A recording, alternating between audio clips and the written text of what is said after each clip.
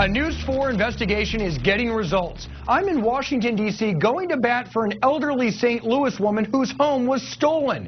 It's an incredible story, one that's caught the attention of lawmakers. Now, instead of losing her home at the end of the month, it looks like this woman will be allowed to stay. This is an outrageous situation. This is a cautionary tale. Both Missouri senators are reacting to 88-year-old Agatha Dismuke's nightmare. Her family says she was swindled by a guy named Larry Bradshaw.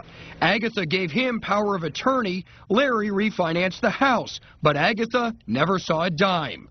Larry admitted he bought a truck and had a bit of a drug problem. Did some of the money go to drugs? Unfortunately. Do you know how much money was used to buy drugs?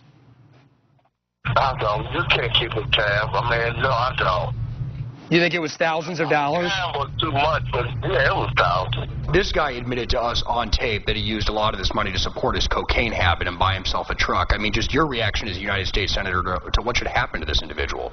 Well, obviously, he needs to be held accountable. Senator McCaskill's office aggressively pursued the case, so did Senator Blunt.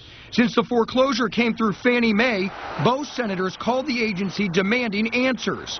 Late yesterday, Ann McCaskill got the call from Fannie Mae. Think of it as a stay of execution. Fannie Mae still owns Agatha's house as they sort out the messy details of this foreclosure.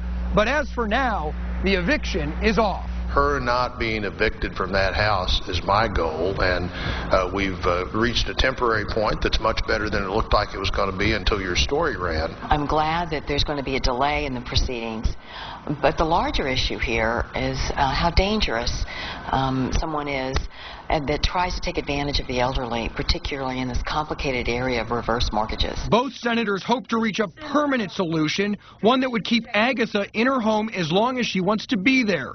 But putting the home back in her name is more complicated than it sounds. She's not going to get kicked out of her house at the end of September, but this doesn't mean she owns the house again.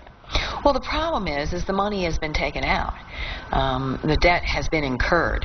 And the question is, who can we hold accountable for that debt? Who would actually have to pay back these funds? Well, I think we're a long way from that resolution, and again, my focus right now is this lady being able to stay in her home as long as she is able to and wants to. This story is a long way from over. A Fannie Mae spokesperson says they're now working with HUD to find an appropriate solution. So a lot of people, a lot of agencies involved in a big mess allegedly created by one person.